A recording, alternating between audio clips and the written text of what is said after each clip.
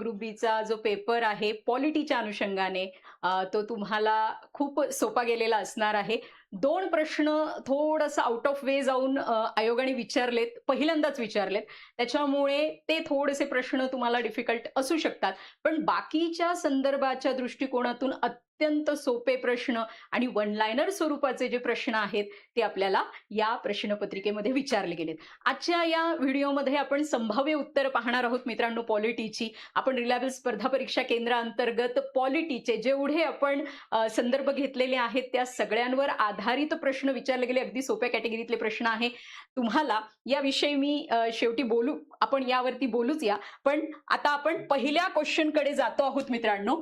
जो पहिला प्रश्न आहे बघा, बी सेट आहे माझ्याकडे आणि जो पहिला प्रश्न आहे तो खालील पर्यायापैकी कोणते न्यायालय हे अभिलेख न्यायालय आहे, अशा पद्धतीचा प्रश्न आपल्याला विचारला गेला होता.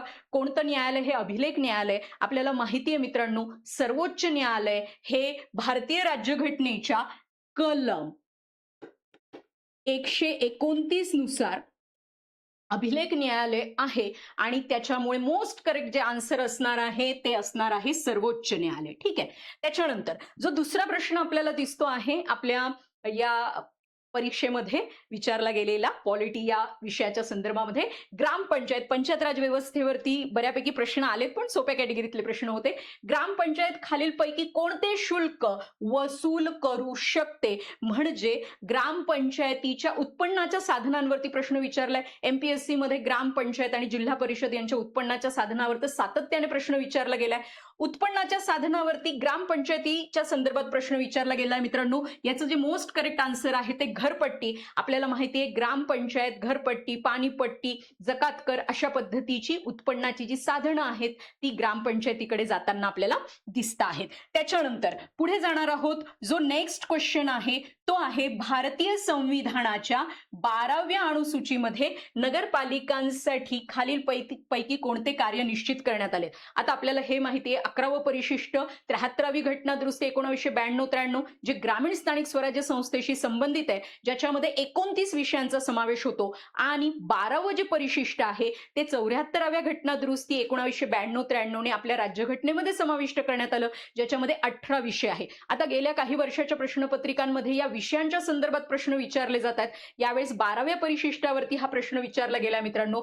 शहरी दारिद्र्य निर्मूलन, येस करेक्ट आहे, नावातच संदर्भ दिलेला आहे मित्रांनो त्याचा. याच्यामध्ये शहरी हा संदर्भ आलेला आहे. त्याच्यानंतर आर्थिक व सामाजिक विकासाचं नियोजन, हे पण जे आन्सर आहे ते करेक्ट आन्सर आहे.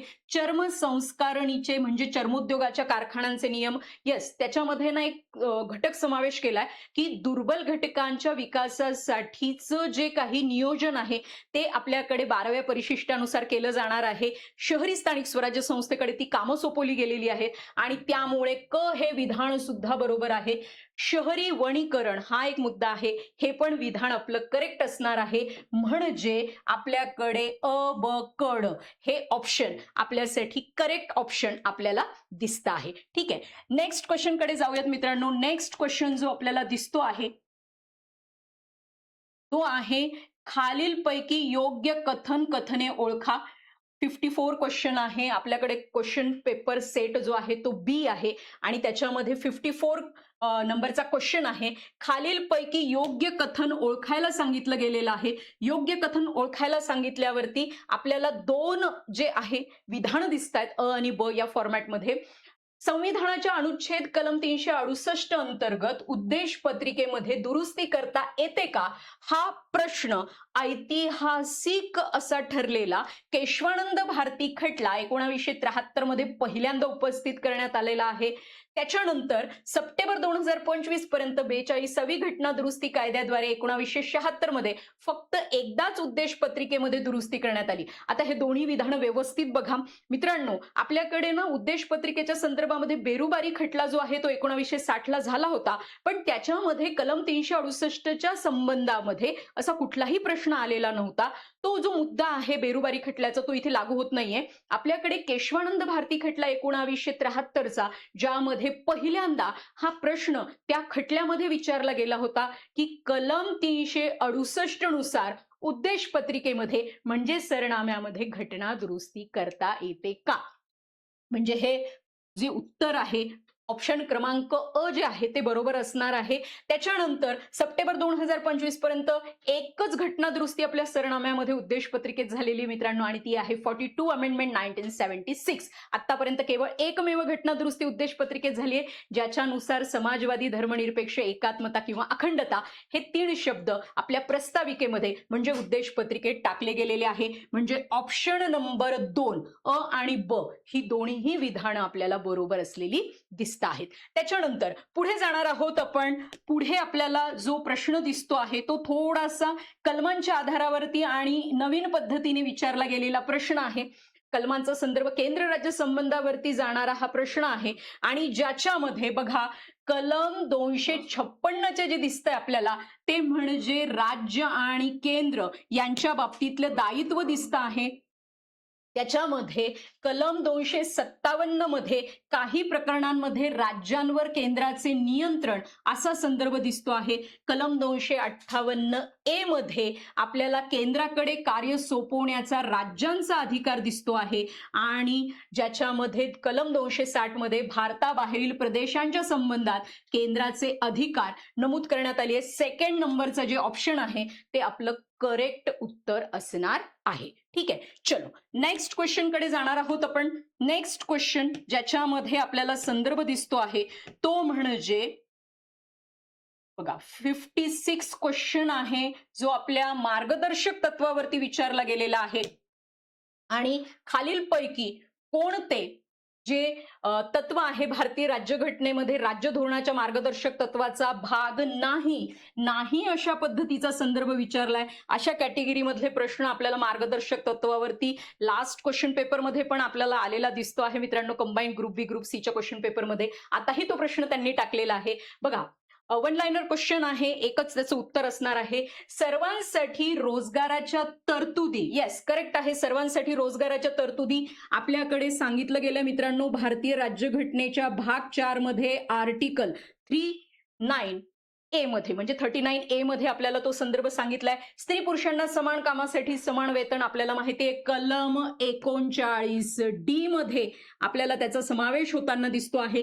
त्याच्यानंतर शांततेने व शस्त्राशिवाय एकत्र जमण्याची परवानगी मित्रांनो हे आपलं फंडामेंटल राईट आहे.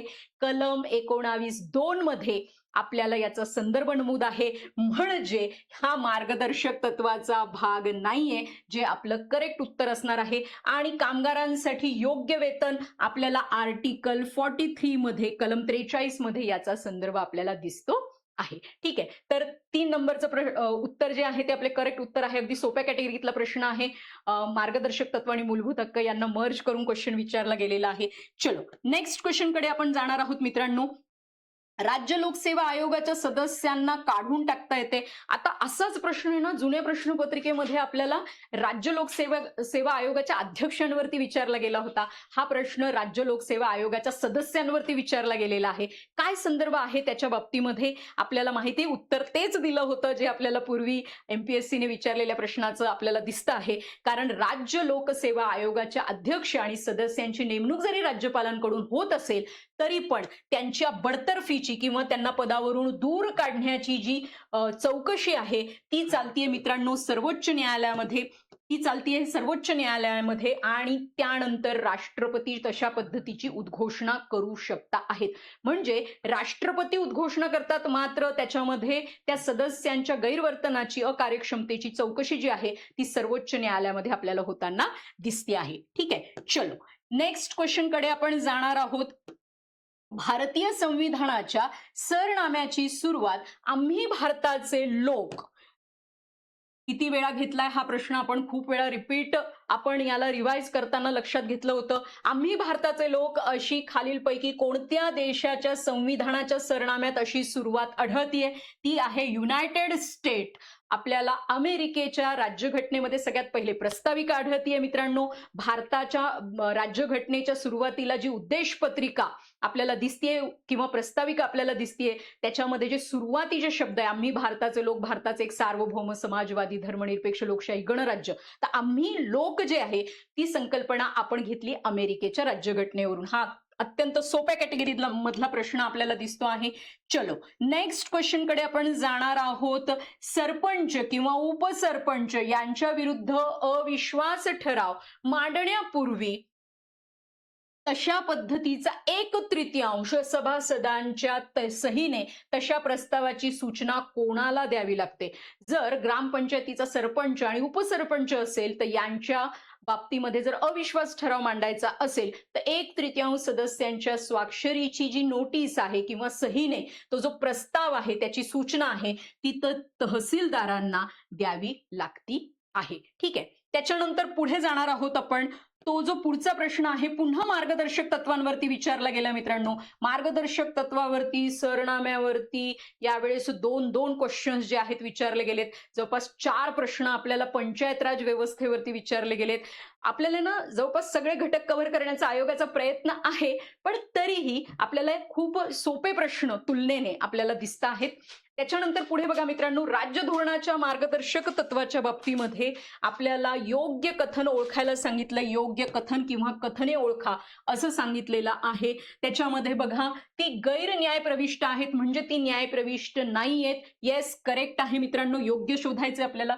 त्यांना नैतिक व राजकीय आधार आहे. येस करेक्ट आहे. त्यांना नैतिक व राजकीय आधार सुद्धा आहे, कारण मार्गदर्शक तत्वांची अंमलबजावणी राज्य संस्थेकडूनच केली जाते आणि ही त्यांच्या नैतिकतेचा भाग असणार आहे. ती ऐच्छिक स्वरूपाची आहे म्हणून राज्य संस्था तशा गोष्टी डिसाईड करणार आहे. त्यानंतर त्या समूहाच्या कल्याणाला प्रोत्साहन देतात.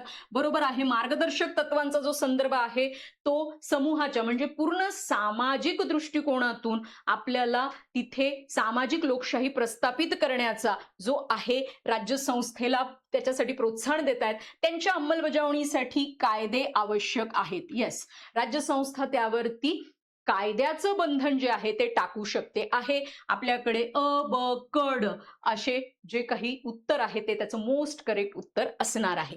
त्यानंतर चला पुढे जाऊयात मित्रांनो. पुढे आपल्याला संदर्भ दिसतोय तो म्हणजे खालीलपैकी काय भारतीय संविधानाच्या कलम 23 मध्ये समाविष्ट नाही? मूलभूत हक्कावर विचारला गेलेला हा प्रश्न आहे. लास्ट क्वेश्चन पेपर मध्ये जेव्हा आपण बघितलं तर कलम 20 वरती प्रश्न होता राज्यसेवेला. यावेळेस त्यांनी कलम 23 वर प्रश्न विचारलाय. म्हणजे ते पर्टिक्युलर एक कलम घेऊन त्याच्याशी रिलेटेड डिटेल संदर्भ विचारतायत की विद्यार्थ्यांना त्या कलमामध्ये असलेल्या तरतुदी माहीत आहे किंवा नाही हे तपासण्याचा MPSCचा हा प्रयत्न आहे. बघूयात आपण कलम 23 मध्ये काय काय संदर्भ सांगितला. वन लाइनर स्वरूपातला प्रश्न आहे मित्रांनो. कलम 23 मध्ये काय समाविष्ट होत नाही अशा पद्धतीचा हा संदर्भ विचारला गेलेला आहे. आपल्याला बघा मानवी तस्करीस प्रतिबंध आहे. येस करेक्ट आहे, कारण त्याची सुरुवात जे आहे कीवर्ड जो आहे ते आपल्याला दिसतो आहे. मानवी शोषणास प्रतिबंध करण्यात आलेला आहे कलम 23 नुसार. त्याच्यानंतर बालमजुरीस बंदी मित्रांनो. बालकांच्या शोषणाच्या बाबतीत त्यांनी ना एक स्वतंत्र कलम दिलेला आहे शोषणाविरुद्धच्या हक्कांमध्ये. ते आहे कलम 24. म्हणजे कलम 23 अंतर्गत बालमजुरी बंदी हा मुद्दा येत नाहीये. त्याच्यानंतर सक्तीच्या मजुरीला प्रतिबंध आपण बघितलेला आहे. वेठबिगारी, गुलामगिरी, शरीर विक्री यापासून संरक्षण प्रदान झालेले कलम 23 नुसार. म्हणजे आपल्याला सक्तीच्या मजुरीला प्रतिबंध. येस करेक्ट आहे. सार्वजनिक उद्दिष्टांच्यासाठी सक्तीची सेवा केली जाऊ शकते. अपवादामध्ये आपल्याला कलम 23चा तो संदर्भ दिसतो आहे आणि ते त्याचं करेक्ट उत्तर आहे. म्हणजे काय समाविष्ट होत नाहीये तर ऑप्शन नंबर 2 हे आपलं उत्तर टिक करणं अपेक्षित होतं. कलम 23 आणि 24 यांना मर्ज करून क्वेश्चन विचारलेला आहे. त्याच्यानंतर पुढे जाणार आहोत मित्रांनो. पुढे बघा 65 जो क्वेश्चन आहे 62 जो क्वेश्चन आहे तो आपल्याला दिसतो आहे. भारतीय राज्यघटनेच्या पार्श्वभूमीवर विचारला गेलेला हा प्रश्न आहे मित्रांनो. 1947च्या भारतीय स्वातंत्र्य कायद्याने संविधान सभेच्या स्थितीत बदल केले. काय काय संदर्भ विचारला गेलेला आहे तो मुद्दा लक्षात घेऊयात आपण. या कायद्याने संविधान सभेला ब्रिटिश संसदेने भारतासंदर्भात केलेल्या कोणताही कायदा रद्द करण्याचा किंवा बदलण्याचा अधिकार देण्यात आलेला आहे. आपल्याला माहिती आहे मित्रांनो 18 जुलै 1947चा भारतीय स्वातंत्र्याचा कायदा आहे आणि ज्याच्यानुसार संविधान सभेला कोणते अधिकार दिले गेले असा तो प्रश्न विचारला गेलेला आहे. तर जे विधान आहे ते बरोबर आहे, कारण यानंतर संविधान सभा म्हणजेच घटना समिती म्हणजेच कॉन्स्टिट्यूशनल असेंब्ली आपल्याला सार्वभौम झालेली दिसती आहे. त्याच्यामुळे ऑप्शन नंबर जे आहे ते आपलं करेक्ट ऑप्शन आहे. त्याच्यानंतर दुसरं विधान वाचूयात आपण. संविधान सभा ही एक विधिमंडळ संस्था बनली हां, येस. 18 जुलै 1947च्या कायद्याने जी सार्वभौम बनलेली संविधान सभा होती, तिला कायदेमंडळाचा म्हणजेच विधिमंडळाचा दर्जा सुद्धा देण्यात आलेला होता. म्हणजे ती आता भारतासाठी त्या स्वरूपाचे कायदे सुद्धा त्या काळामध्ये करणार करणार होती आणि स्वतंत्र भारताची राज्यघटना सुद्धा करणार होती. त्याच्यानंतर सर्वसाधारण परिस्थितीत जेव्हा संविधान सभा ही संविधान संस्था म्हणून आणि विधिमंडळ संस्था म्हणून कार्य करत असे, तेव्हा तिचं अध्यक्षपद रवींद्र प्रसाद नाही. हा संदर्भ क जो आहे तो चुकीचा आहे. आता याच्यामध्ये आपल्याला हा जो संदर्भ आहे उत्तराच्या अनुषंगाने ऑप्शन नंबर 1 हे आपलं करेक्ट उत्तर आहे. त्याच्यामध्ये कन्फ्यूज होण्याचं कुठलंही कारण नाहीये. चला पुढे जाणार आहोत मित्रांनो आपण. पुढे जो आहे तो आहे आपला जो क्वेश्चन आपल्याला दिसतो आहे तो भारतीय राज्यघटनेतील कोणत्या कलमानुसार प्रत्येक घटक राज्यासाठी विधानसभा निर्माण केलेली आहे. अत्यंत सोप्या कॅटेगरीतला प्रश्न. 4 जानेवारीचा जो कंबाईन ग्रुप बी चा क्वेश्चन पेपर झाला होता 2025 ला, त्याच्यामध्ये आपल्याला कलम 168 च्या संदर्भात प्रश्न विचारला गेला होता. यावेळेस त्यांनी कलम 170 च्या संदर्भात प्रश्न विचारलाय. म्हणजे घटक राज्याच्या विधानसभेच्या बाबतीमध्ये आपल्याला हा प्रश्न विचारला गेलेला आहे. ठीक आहे, तर तिथे आपल्याला सोप्या कॅटेगरीतला प्रश्न आहे कलम 170. कलम 168 राज्य विधिमंडळ आहे. कलम 169 आपल्याला जो संदर्भ दिसतो आहे तो विधान परिषदेचा आणि कलम 170 विधानसभा आपल्याला दिसते आहे. चला सेकंड लास्ट क्वेश्चन आपण बघूयात. सेकंड लास्ट क्वेश्चन मध्ये आपल्याला संदर्भ दिसतो आहे उपलेखा परीक्षकाने एका वर्षात लेखा तपासणी करावयाच्या 100 ग्रामपंचायतीपैकी किमान किती ग्रामपंचायती मुख्य पंचायती असणे अगत्याचे असते. म्हणजे 100 जर ग्रामपंचायती असतील तर त्याच्यापैकी किती ग्रामपंचायतींना मुख्य ग्रामपंचायत म्हणून दर्जा असणं आवश्यक केलेलं आहे. तर त्याचं जे उत्तर आहे मित्रांनो 20 ग्रामपंचायतींचा जो संदर्भ आहे 20 ग्रामपंचायती किमान कमीत कमी 20 ग्रामपंचायतींना अशा पद्धतीचा दर्जा असणं आवश्यक असणार आहे, ज्याला मुख्य ग्रामपंचायत म्हटलं जातं. हा थोडासा जो प्रश्न होता थोडासा आउट ऑफ वे जाताना आपल्याला दिसतो आहे. त्याच्यामध्ये थोडंसं तुम्ही कन्फ्यूज होऊ शकता किंवा उत्तर आलं नसेल, पण बाकीच्या प्रश्नांमध्ये मात्र खूप सोप्या कॅटेगरीतले प्रश्न विचारले गेले. तशाच सोप्या कॅटेगरीतला हा प्रश्न आहे जो लास्ट क्वेश्चन आलेला आहे आपला, जो आपल्या क्वेश्चन पेपर सेट बी मधला 65 क्रमांकाचा क्वेश्चन आहे. बघा, खालीलपैकी कोणती घटना दुरुस्ती ही शहरी भागातील स्थानिक स्वराज्य संस्थेशी संबंधित आपल्याला दिसते. मित्रांनो, यावेळेस महाराष्ट्रामध्ये आपल्याला माहिती आहे की महानगरपालिकांच्या निवडणुका झाल्या, त्याच्या आधारावरती त्यांनी 12वं परिशिष्टही विचारलंय आणि आपल्याला जी घटना दुरुस्ती आहे ती पण विचारलेली दिसते. त्याच्यामुळे हा संदर्भ सुद्धा सोप्या कॅटेगरीतला जाणारा हा प्रश्न आपल्याला दिसतो आहे. आणि याचं जे उत्तर आहे 74 अमेंडमेंट. कितीतरी वेळा आपण हा प्रश्न रिपीट केलेला आहे, याचं उत्तर रिपीट केलेलं. आता याच्यामध्ये ना एक महत्वाचा मुद्दा, हे 15 प्रश्न आहे. 15 प्रश्नांपैकी एक जो प्रश्न होता हा मुख्य ग्रामपंचायतींचा आणि एक जो प्रश्न होता केंद्र राज्य संबंध, कारण त्याची डिटेल कलम तुम्हाला माहित असणं अपेक्षित नव्हती. पण हे 2 प्रश्न वगळता 15 पैकी 13 प्रश्नांची उत्तरं तुमची बरोबर येणं अपेक्षित होती. आणि आय होप रिलायबल स्पर्धा परीक्षा केंद्रातल्या आणि सबंध महाराष्ट्रातल्या ज्या विद्यार्थ्यांनी कंबाईन ग्रुप बी चा पेपर दिलाय त्यांना पॉलिटीचे प्रश्न हे आपल्या ओळखीतले वाटलेत आणि त्यांना सोडवण्यासाठी तो कॉन्फिडन्स त्यांना मिळतोय. त्यामुळे आपल्याला या 15 प्रश्नांचं योग्य पद्धतीने आयोगाने जे काही संदर्भ दिले होते त्याची संभाव्य उत्तरं आपण बघितलेली आहे. लवकरच आपल्या आयोगाची आन्सर की लागेल तेव्हा पुन्हा एकदा याला व्यवस्थित पद्धतीने क्रॉस चेक करून घ्या. चला मित्रांनो, या पुढची जी